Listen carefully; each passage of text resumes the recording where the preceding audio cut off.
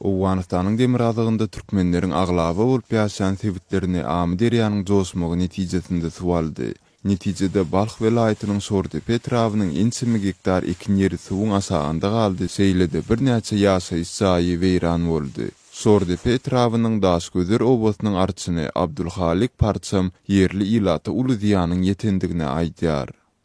Abilerin mana şol kança ýyl içinde derýanyň etýän noqsy bizlere 150 üýmizi weýran etdi.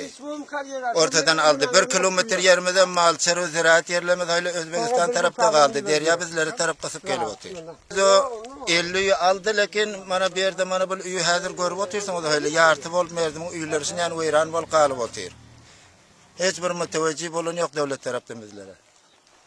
Yerli mescidin imamy Ubeydullah Ahun hem Owgan hökümeti tarapyndan ýeterli kemaýetin berilmeýändigini, adamlaryň öz elgüýçleri bilen suw josmasyna garşy çäre görmeli bolýandyklaryny aýdýar. Nana hajagam şunu ýanak siz gelipsiňiz bilere şul arlarymyzy, datlarymyzy ýokarajyk getirseňiz, biler juda hursan boljak, begenip hoş bolup otyrs. Hanaňyz abaz şu rakam işlere gelip tany bilen bir arzydatlarymyzy ýokarajyk yerlere ýetirseňiz.